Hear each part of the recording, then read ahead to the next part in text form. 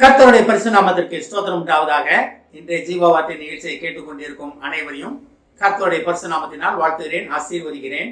இன்றைய தின தியானத்திற்கு தேவன் கொடுத்த வேத பகுதி, அது சங்கீத புஸ்தகம், அதில் 62ஆம் சங்கீதம், அதில் 7ஆம் வசனம். சங்கீதம் 62:7.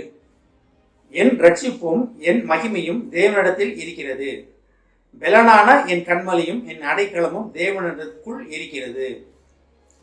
இன்றைய தினம் இதை கேட்டுக்கொண்டு மகிமை, ரட்சிப்பு அனைத்தும் தேவனிடத்தில் இருக்கிறது என்று சங்கீதக்காரர் சொல்கிறார்.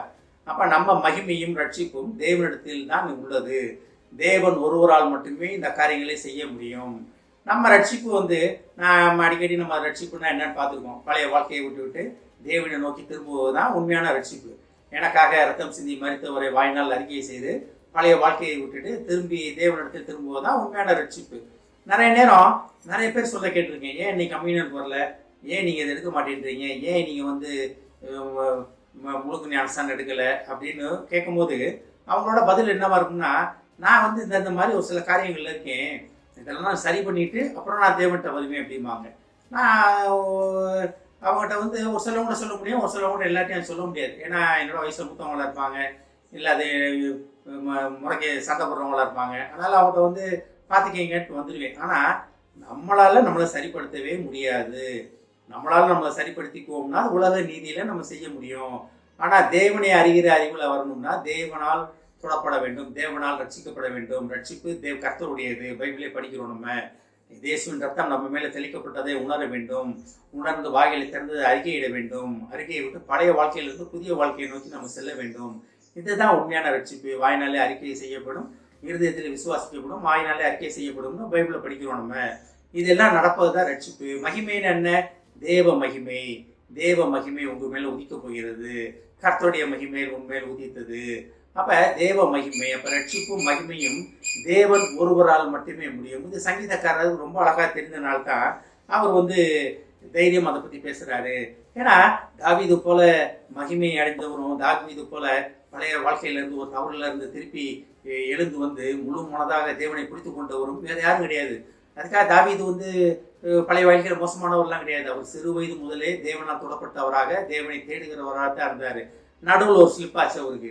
ஆனாலும் உடனடியாக எழுந்து நின்றார். உழுந்த இடத்துல அவர் நிற்கலை, உழுந்த இடத்துல கிடக்கல. அவர் திருப்பி உடனே எழுந்து நின்றார். தேவனால் அதை உணர்த்தப்பட்ட உடனே முழு மனதுடன் மன்னிப்பு கேட்டு அவர் பழைய வாழ்க்கைக்கு போகவே இல்லை. திருப்பி மறுபடியும் அவரோட வாழ்க்கையே திருப்பி பழைய மாதிரியே சிறு வயதில் எப்படி தேவனை நோக்கி இருந்தாரோ அதே மாதிரி தேவனை நோக்கி பார்க்க ஆரம்பித்து விட்டார். ஆனால் தான் சொல்றாரு, என் ரட்சிப்பும் மகிமையும் தேவனிடத்தில் இருக்கிறது. தேவன் ஒருவரே உங்களை மகிமைப்படுத்த முடியும். இயேசுவின் ரத்தம் ஒன்றுமே உங்களை ரட்சிப்பின் பாதையிலே நடத்த முடியும். அதனால நம்ம நானா என்ன சரி பண்ணிப்பேன் அப்படின்றது ஒருவேளை ஒரு சில காரியங்கள் நம்மளால சரிப்படுத்த முடியும். ஆனாலும் ரட்சிப்பு என்பது முற்றிலுமாக நம்மை தேவனை சார்ந்து கொண்டு பெற்றுக்கொள்ள வேண்டிய ஒரு காரியம். தேவன் ஒருவரால் மட்டுமே செய்ய முடிய ஒரு காரியம். மகிமை உலக ரீதியான மகிமை நீங்க எங்கேயோ போகலாம், எவ்வளோ இடத்துக்கு போகலாம். ஆனா தேவனால் மகிமைப்படுவது என்பது அது ஒரு வித்தியாசமான காரியம். ஊழியக்காரங்க, உலகத்தை அசைத்த ஊழியக்காரங்கள்லாம் தேவனால் மகிமைப்படுத்தப்பட்டவங்க. உலகத்தை அசைத்த பெரிய பெரிய அரசியல்வாதிகள் அவங்களாம் உலகத்தால் மகிமைப்படுத்தப்பட்டவங்க. அவங்களுக்கு மறுபுறப்புல என்ன இருக்குன்றது நமக்கு சொல்ல தெரியாது, அதை நம்ம சொல்லவும் கூடாது. அது தேவனுடைய சித்தம் அது எப்படின்றது. அப்ப ரட்சிப்பும் மகிமையும் தேவனிடத்தில் மட்டுமே உள்ளது. ஆனால் தான் சங்கீதக்காரர் சொல்றாரு, என் ரட்சிப்பும் என் மகிமையும் தேவனிடத்தில் இருக்கிறது, பெலனான என் கண்மலையும் என் அடைக்கலமும் தேவனுக்குள் இருக்கிறது. கண்மலை நல்லாவே தெரியும். அவர் இயேசு கிறிஸ்து ஒருவர் தான் கண்மலை. கண்மலை மேல கட்டப்பட்ட வீடு நம்ம பைபிள்ல படிக்கிறோம். பெருமழை அடிக்கும், பெருங்காற்றம் அடிக்கும், ஒண்ணுமே ஆகலை. பெருமழை காற்றுன்னா என்ன? நம்மளுக்கு எதிராக வர பயங்கரமான போராட்டங்கள். பெருமழைன்னு போட்டுருக்கு, சாதாரண மழை கிடையாது. பெருமழை, பெருவெள்ளம் பெரும் காற்று அடிக்கும், ஒண்ணுமே ஆகலை. ஏன்னா கண்மலை மேல நிற்கிறோம். அது இவருக்கு நல்லாவே தெரிஞ்சனால்தான் என் கண்மலையும் என் அடைக்கலமும் தேவனுக்குள் இருக்கிறது. அடைக்கலப்பட்டினம்னு சங்கீதத்துல பாக்குறோம். நம்ம அடைக்கல பழைய ஏற்பாட்டிலே பாக்குறோம். நம்ம அடைக்கலப்பட்டினம்னா என்ன?